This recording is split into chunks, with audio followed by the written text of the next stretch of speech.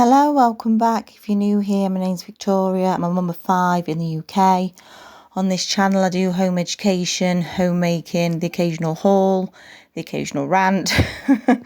My large family vlogs are now on Patreon, which I'll link in the description box below. Today I just want to talk about home educating on a low income.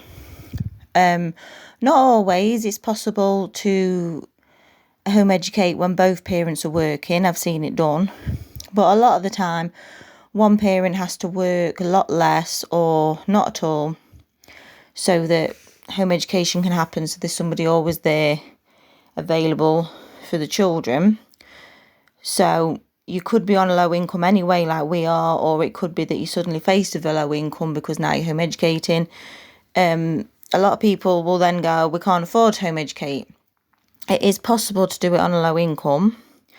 When you think of the fact that when your child goes to school, there's a lot of school expenses, like school uniform, day trips, all the other times they're on the ear roll for money. And school hasn't really got a competitive budget, because if they had, they wouldn't be on the ear roll for parents all the time for money. So when you actually think about it, the school isn't actually spending loads and loads of money on the children every single day. Apart from heating the school and the textbooks that they've already got, it's very rare they bring in something special, or very rare they go on a school trip, which the parent then has to pay for, not school, etc., etc. So remember that schools aren't working on a very, very large income to create an education. So you can create an education on a not very large income as well. And also, if you're funding things for the school, they're controlling what you're spending your money on.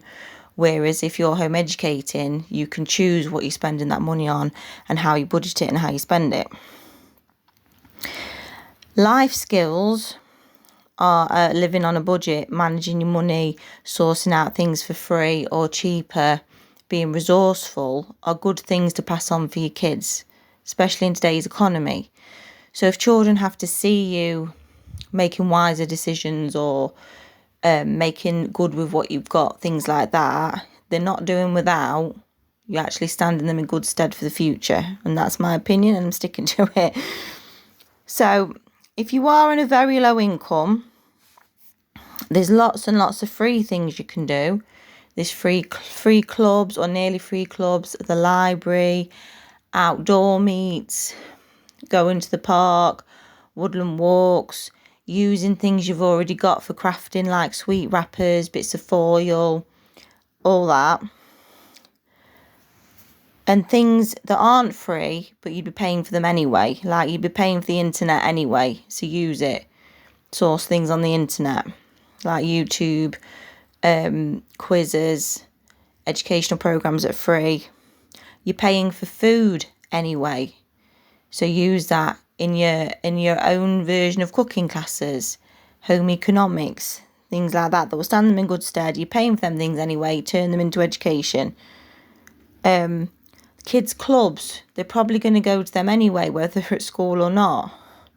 And a lot of kids clubs, like Beavers and Brownies, are very reasonably priced, or they'll have like a discretionary fund. So if you are absolutely broke, you can go to the club's leader and speak privately with them and say, look, we really can't afford to pay for it this week, and they should sort it for you. Day trips,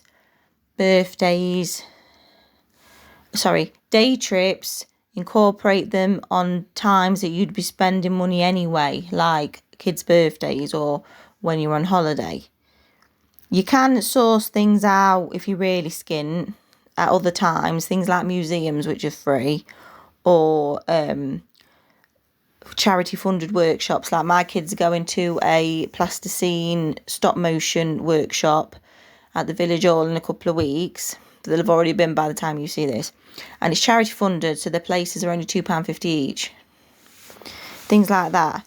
But if you can't find free or cheap things locally, then like I say, tie them in with Christmas or birthdays or holidays when you're looking to spend a chunk of money anyway.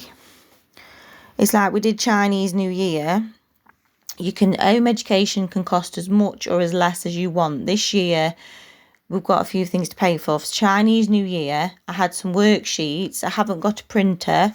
They were printed off for a home education group, and they didn't get used. And the woman who runs it asked me if I wanted them. So I said, yeah, I snapped them up, took them home. We used a book we'd already got, which had cost me 25, 50p from the charity shop years ago. We looked up Chinese New Year videos on YouTube and the lion dance and things on YouTube. The kids had a go at making a lion dance by putting blankets on their head and banging saucepans and stuff, which I didn't film. I used very, very cheap noodles, and I bought some fortune cookies off Amazon and some cheap prawn crackers and some chopsticks that we already had. And the children learnt loads and they had a lovely time, and I hardly spent anything because, like I say, I'd have bought food anyway, and that's pretty much my only expense was the food, and I'd have bought it anyway, and I sourced it cheaply. Things don't have to cost an alarming amount. And I think there's a pressure when you first start home education because you want to get it right. Of course you do. It's your children. And spending money doesn't always mean getting it right. Although, obviously, if you have got the money, spend it, but you don't have to. I remember when we first started home educating, there seemed to be so many clubs and so many different things, and a lot of them was miles away, and it would have broke the bank just on travel without even paying £40 a month each for these clubs. And we haven't done them, and they're no worse off for having done them. We've found things that suit our family, suit our location, and suit our budget. So like I say, it doesn't have to cost a lot of money.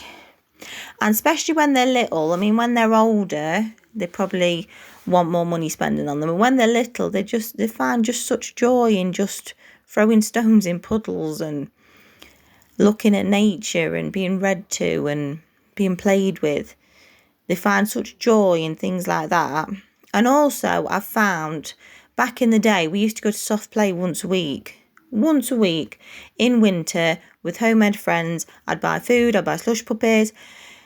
Now my husband's sick and he doesn't work, we only go to soft play like if it's an occasion, like we've been invited for somebody's birthday, or it's one of the kids' birthdays, or we're on holiday.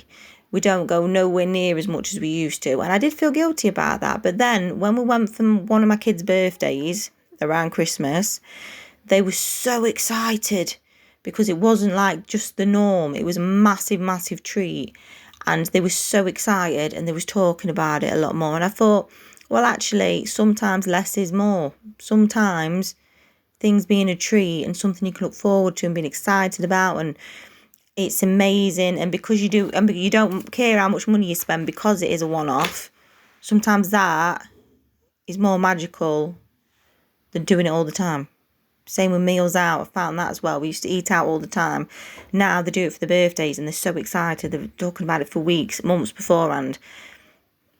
And I think that just makes it extra special.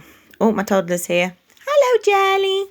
I'm going to have to go. My time's up. My toddler's here. Hello, baby. So if you like that video, please subscribe. I'll see you next time with a brand new video. Bye-bye.